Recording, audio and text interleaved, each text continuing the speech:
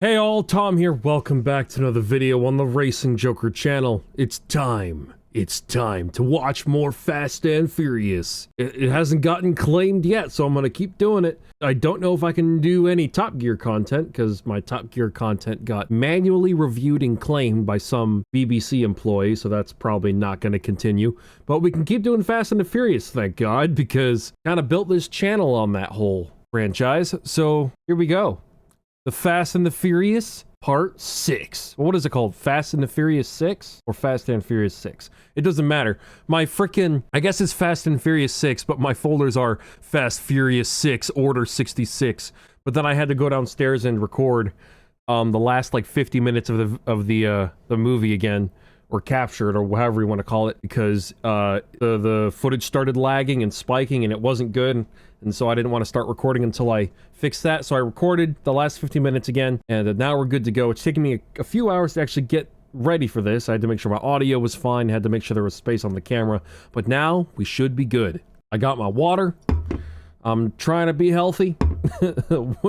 I can't remember which movie it was where I was drinking Mountain Dew. I ain't drinking soda anymore. Never again. No sugary drinks, no nothing. I was 290 something pounds, now I'm 270 something. I think I'm 275 right now. So we're doing a lot better. And as you can see, I fixed my facial hair. I told you guys, facial hair is makeup for men. But I digress. Fast and the Furious. I believe it was 2013-ish. Not long before Paul Walker died. Still not something I'm really going to talk about in this series of videos. We'll really touch on that when we do Furious 7, because I've never watched Furious 7 from start to finish, and I'll see if I can find a way to respectfully kind of address Paul Walker's passing, even if it's just for a few moments. But for now, we're just gonna watch the movie, just like how we have for all the other movies, and go from there.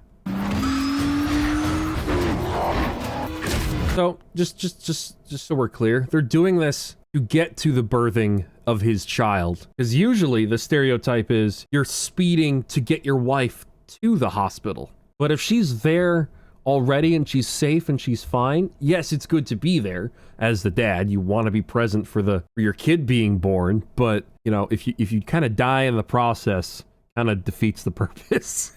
I'm just saying, I feel like that's obvious. I feel like that doesn't need to be said.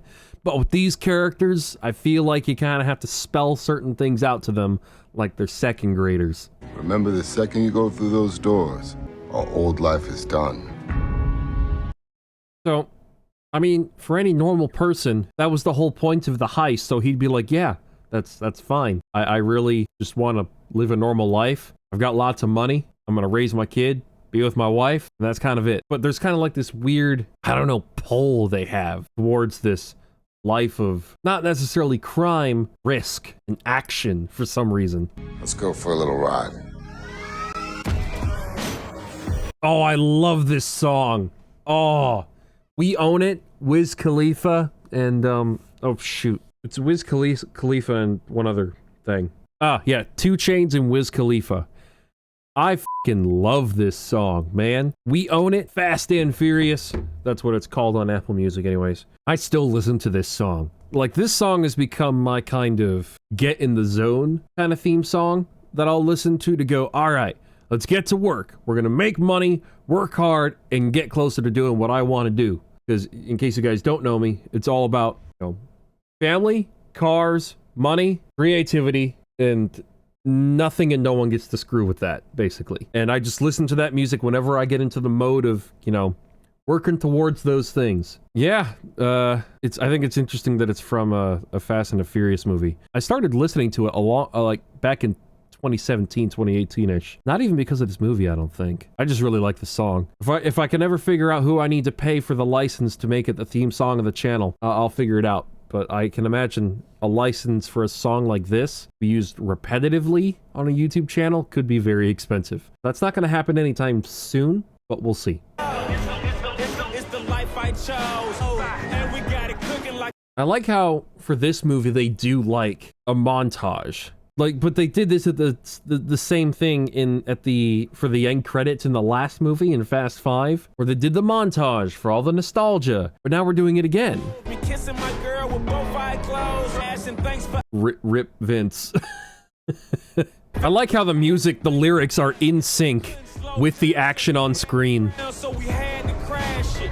We had to crash it. I never feared death or time. And now we got the Too Fast, Too Furious nostalgia. Dwayne Johnson, who is not in Fast 10 for some fucking reason. That's really annoying. I guess they're doing the montage in the chronological order, not the order of which they were released. I love how it says year 1 on the front bumper as well. I'm gonna have to be so freaking careful with this movie, man. Especially this video, because of this song. Because I want to kind of vibe to this song with you guys. But copyright's a bitch. I'm gonna try not to swear quite so much, but geez. We would stand up, never ran. You can see the whole thing escalating in real time from like street racers and Hondas and Eclipses and RX-7s to Skylines and helicopters and cars getting crushed by semis, and then people robbing fuel tankers that are freaking trains of tanks that are sketchy as hell, and then you got Fast 5 of just straight up ridiculousness, stopping prison buses with Dodge Chargers, and you're just like, okay, what is next? Little do we know, Pontiac Fieros were going to f***ing space. 10 years later, Jesus. Look at this. Yes. That's my boy. All right, let's see how this thing flies. I don't know if your kid's old enough to quite understand what's going on to that degree. Like, Dad, let me play with my owl. I don't know what this is. Maybe it's because you don't realize how much you appreciate something until somebody takes it away. I don't know. You know, I'm gonna be honest, I am not comfortable with that line. Like, I get that's meant to be foreshadowing or something, but in the grand scheme of things, that's a bit uncomfortable. The place has probably changed so much you probably wouldn't even recognize it anymore. Yeah, everything's changed. Is Brian literally talking about Dom's old house? I don't really get why he misses that house. Does he just miss being in the US? Or does he literally miss being at that house? Like, was he there long enough to care? How long was he there for? He's spent more time here in his new calm life, I would expect, because he's got his kid and his wife carried his kid to term and everything. What? Brian, this is an intervention. You're living a remarkable lifestyle, and you're literally going to relapse into almost a life of crime just because this is unfamiliar to you. You need to chill out. Go take some pills, or go to therapy. Go for a drive. Jesus Christ.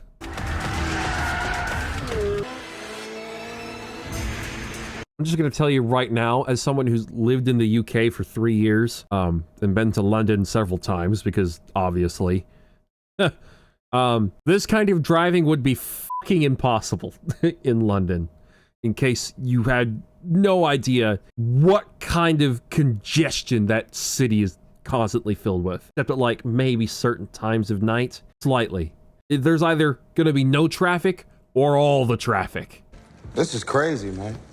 What are you talking about now? I'm sitting. You ever just not speak? It's like we're hunting our evil twins. I mean, look at this black dude right here. He's handsome. Clearly, that's me. Okay. I mean, they're kind of right, because I know I'm willing to bet money that big dude's gonna fight Hobbs. We got a white Hobbs. This is Han. Tess. It's an African in a beanie. That's like your mini-me, man.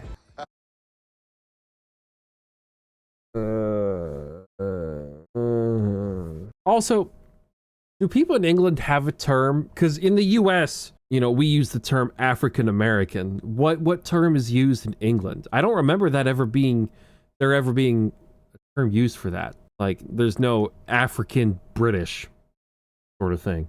I don't know. I don't remember that ever being a thing. Hey, Brian, when did you do this photo shoot? I'm just playing, man. You know you're the prettiest blonde around here.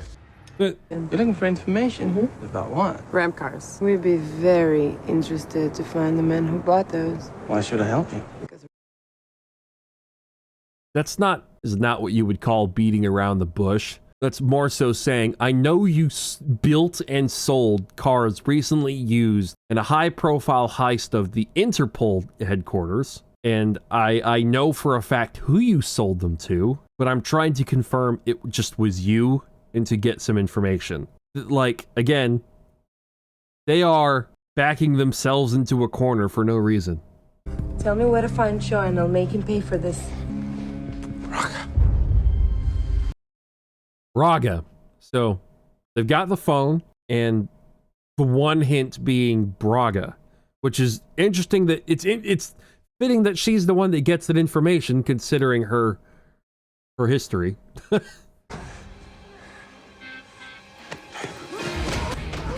They're actually landing hits on him. I like how Han's like, hey, let's go. Let's do this.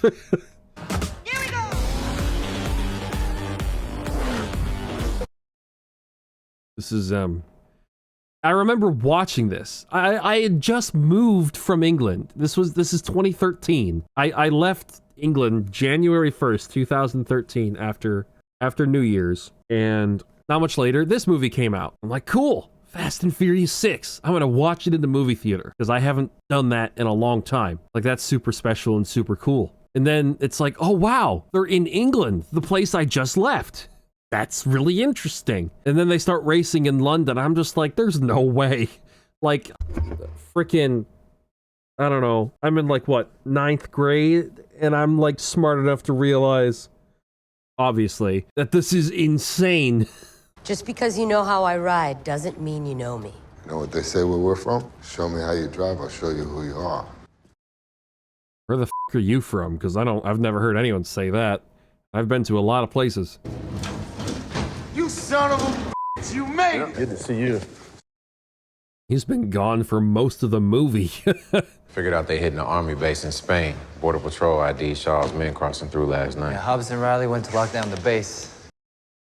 Yeah, Brian has not been in this for a while. He actually has to catch up with what's going on. Ride or die. Ride or die. And then you never say that ever again, I'm pretty sure.